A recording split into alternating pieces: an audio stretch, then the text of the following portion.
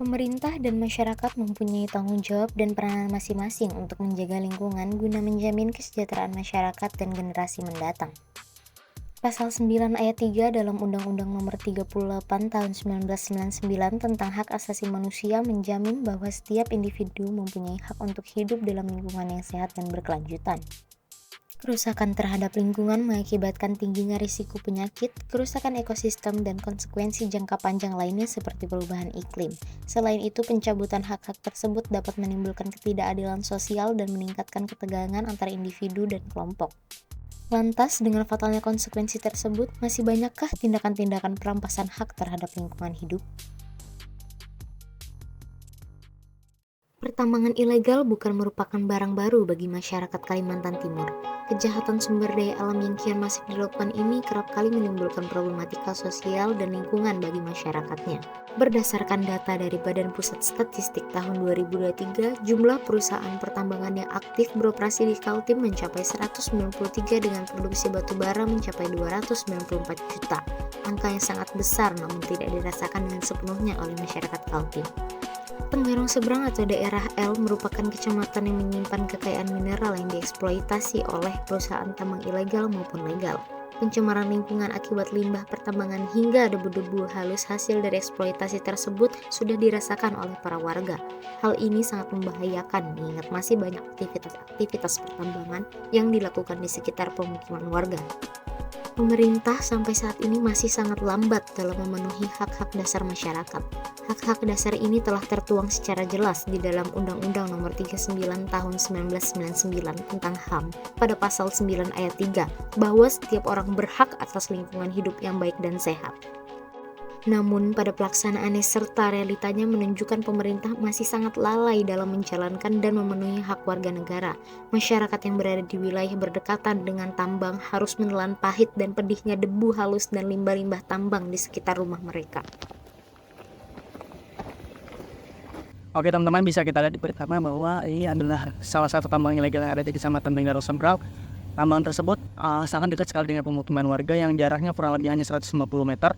Dan bisa kita lihat bersama bahwa dampak yang ditimbulkan oleh masyarakat yang ada di sini sangat negatif sekali. Itu bisa dilihat karena jarak yang terlalu dekat dengan pemukiman warga mengakibatkan bahwa perumahan-perumahan warga di sini terganggu dengan aktivitas pertambangan. Berbagai suara-suara yang terjadi di aktivitas pertambangan ini sangat merugikan masyarakat yang ada di sekitar.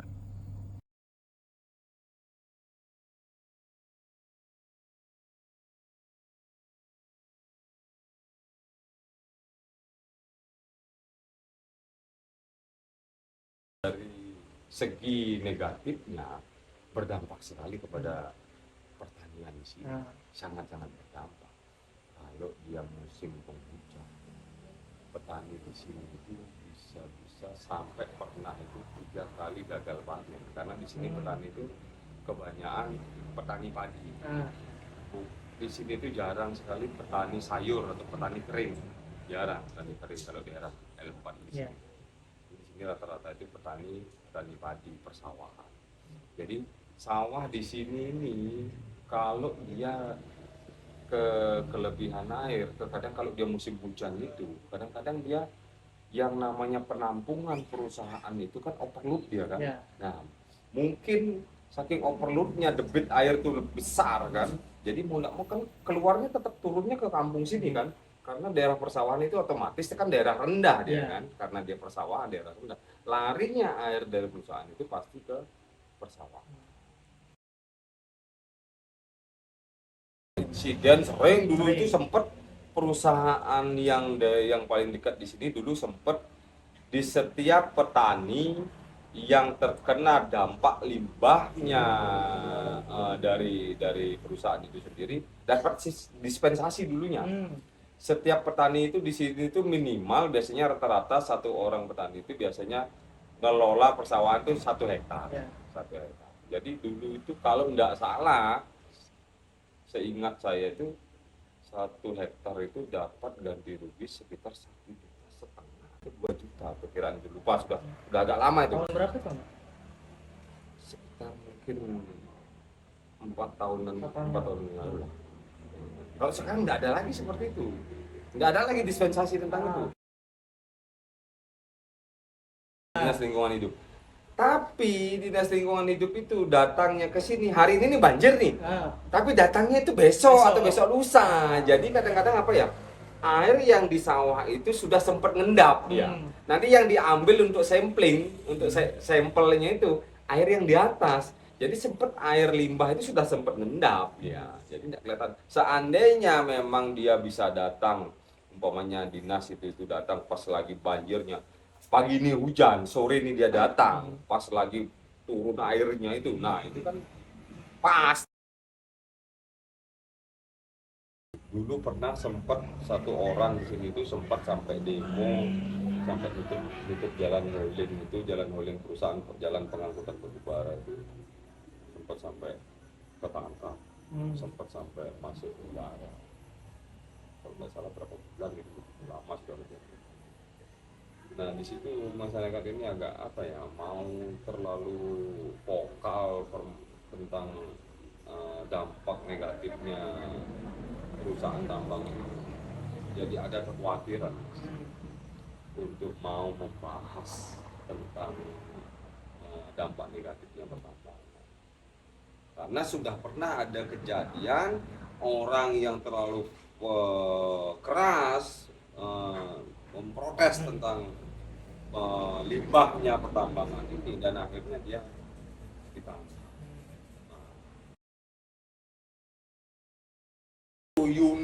Unitnya yang ngangkut batu baranya itu, unit yang ngangkut batu baranya itu padat karena banyak. Sampai lihat sendiri, mungkin sampai dari Samarinda tadi. Iya, Samarinda. Sampai lihat itu di L2 itu kan. Ya. Itu sampai parkirnya dia, ngantrenya dia sampai makan badan jalan raya umum kan. Seperti itu. Itu apalagi kalau sudah tengah malam, kadang-kadang karena potnya DT truknya itu, truk PS-nya mereka tuh suaranya itu kadang-kadang kayak motor apa yang enggak pakai filter, enggak pakai saringan. Kalau sudah agak naik, di sini kan agak naik gunung nih dikit kan, enggak landai. Suaranya itu. Ngeri suaranya, menggelegar suaranya. Di Karangtunggal, L1 masuk ke dalam. Ya. Itu paling jaraknya 15 meter 20 meter dari belakang rumah.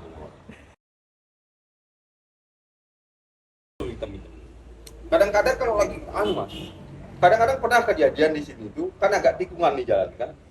Jadi dia ngangkut batu bara itu kan nggak ditutup tuh, di pesel di baknya truk PS itu yang muat itu.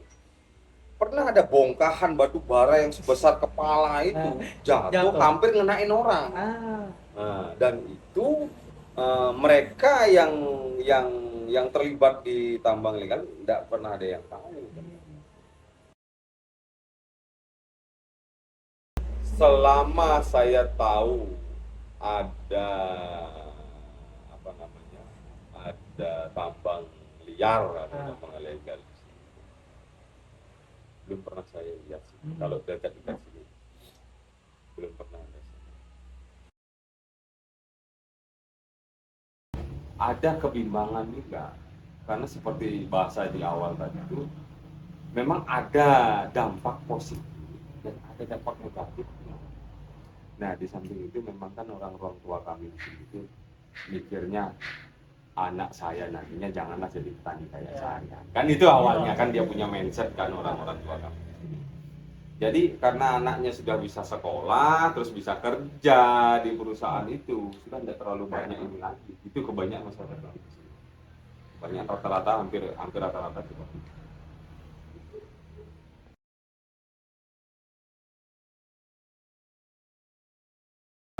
Kalau dibilang sesuai dengan aturan undang-undang ya, soalnya perusahaan yang saya kerja ini merupakan perusahaan resmi, jadi perusahaan yang mengikuti aturan-aturan undang-undang yang ditetapkan oleh pemerintah.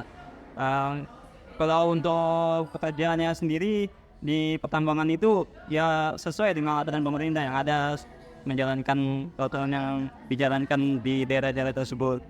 Nah, gitu. Kalau misalnya terletak di pertambangan di Bengalon ya itu wilayah pertambangannya lumayan sedikit jauh lah daripada kampung, ya seperti itu lah.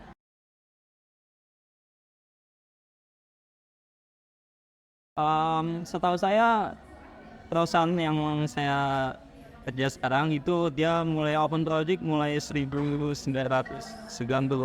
kalau nggak salah. Udah lama tepat ya. Ya, kalau perusahaan saya kan sebagai kontraktor ya, kan kontraktor rolling di PT KPC Pengalor.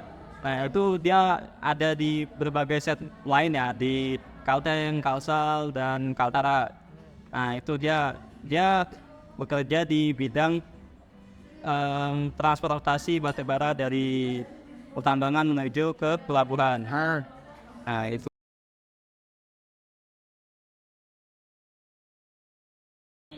kalau di perusahaan saya sendiri ya, di pertanian saya sendiri itu 55B3 atau 55 bahan kimia yang ibaratkan bisa mencemari lingkungan lah, itu akan ditampung di oil trap. Kemudian nanti jika dia ditampung sudah penuh ya atau dibilang waktunya dibuang, maka itu nanti akan diserahkan ke perusahaan yang mengelola 55B3 itu. Begitu.